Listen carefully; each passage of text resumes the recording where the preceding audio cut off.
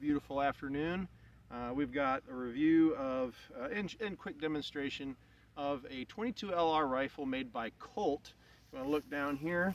This is actually, if you're just looking at it, it's identical to what I carried overseas visually, but on the inside, it's got the little setup to chamber a 22 LR. Okay, so first thing you do anytime you want to pick up a weapon, of course, is to check. So we're going to make sure there's nothing in there, make sure it's safe. It's on safe as well. We're out in the middle of nowhere, not really anybody around. I've got, if you look over there, just a little piece of firewood sticking in the ground. Hopefully I don't knock it over. So let me put this down.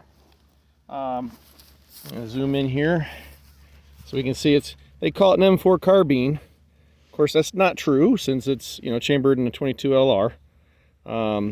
But I've had this for, oh gosh, what, 5-6 years at least, and it's proven to be really accurate. It 2 groundhogs and a couple of squirrels, other than just playing around with target practice. But it's been a good weapon. It's got the collapsible buttstock, so you can adjust it to how you like it. It has the standard sight that you can flip for your night sight and flip back for your day sight. Notice how I've got this over a little bit. That's because I happen to need to move that over. So when I zeroed it, I had to move it over to get it to come to target there. So and then you've got the adjustable front sight post here as well, and it tells you right on there whether to turn it clockwise or counterclockwise to bring it up or down. So anyway, it's got plastic hand grip, which is standard. Nothing wrong with that at all. It has the dust cover, which I really like. Let's see what else. I put this little sling on here. This actually was issue, and I just had no reason to use it for anything else, so I threw it on my own. They didn't want it back, so pretty sweet. The magazine that comes with it is a 30 round capacity magazine. Got a little curve to it, and let me show you just how to put a round in. Pretty simple. Pop it down and in.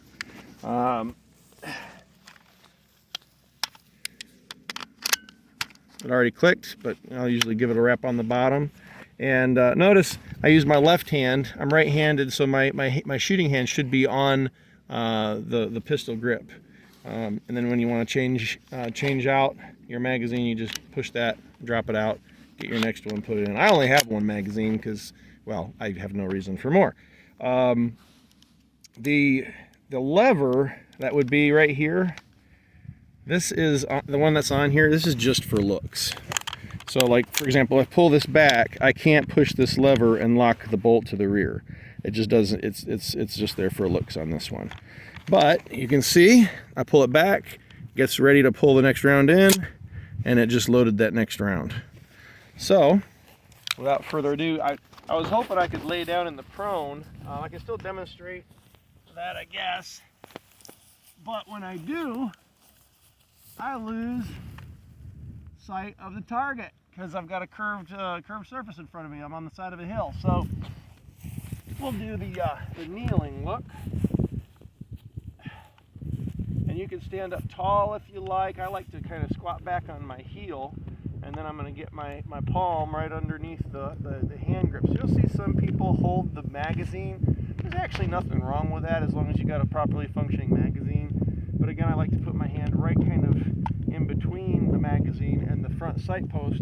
Then you're going to get your elbow on your knee. You want bone on bone. You don't want muscle on muscle because that moves around too much. So, and then another thing I've seen some folks do is they'll put this in their instead of in their shoulder, they're above it. They kind of put it up here like this, and I don't know how that works. I guess some folks makes it work, but I've just been trained to always put it right there snug in the crux of your shoulder, and do it that way. And slight pressure back.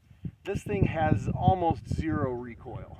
So that pressure back you feel with a 30 caliber or higher, this is a 22, folks, all right? So you're gonna see when I fire this, there's not going to be much kick to it at all. So go ahead, and I've got this sling that goes right in front of here, and it doesn't really bother me, but you just flip to fire, line it up, and hopefully I hit it dead center. I can't tell from here. There's two. We'll just go 2 rounds, put it on safe, set it to the side here. Oh, and let's see what we did. 2 rounds kneeling from about 15 yards is all I stepped off. So 2 rounds, 15 yards out, not taking much time to aim, and we've got about, oh gosh, maybe 5/8, 3/4 of an inch separation between those two.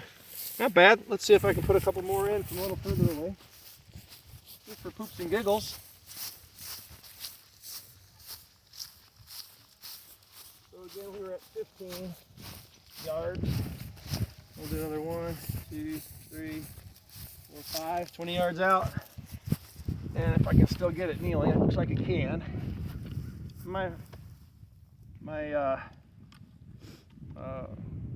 What the heck's this thing called? It's kind of flopped over in the way, no big deal. I actually prefer just the 2-point sling. This is one of those 3 points, but hey, it was free.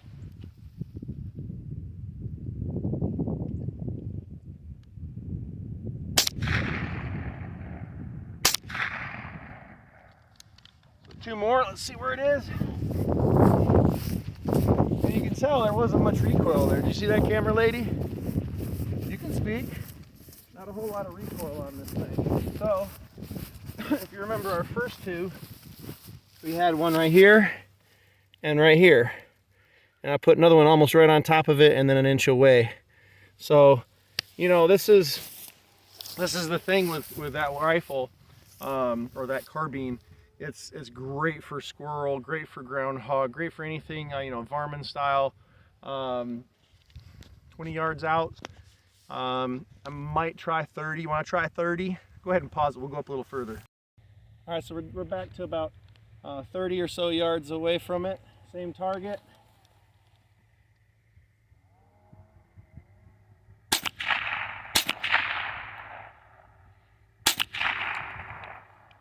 An extra one on that. And let's go see. A little further away. I felt myself moving a little bit. When you feel yourself move, you just gotta be patient, if you can be, so you can stop moving, or you have to anticipate your own movement. Sometimes if it's real windy and you're shooting, you're gonna have to sense and predict where you're gonna sway, or if you're doing your breathing. All right, so we've got, oh my goodness, 1, 2, 3, 4, 5, 6 shots, and there's the number 7.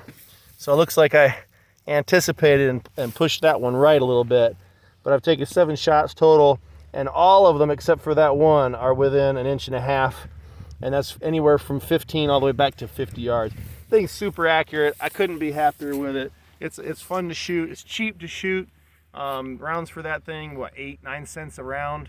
You can get lower velocity, higher velocity, anything you want, really. Occasionally you'll run into, especially the past few years, you run into ammo shortages and stuff, but if you stock up when it's available, they're cheap, it's fun to shoot, it's a blast. It's good practice too if you have the same style, rifle and chambered in a different round.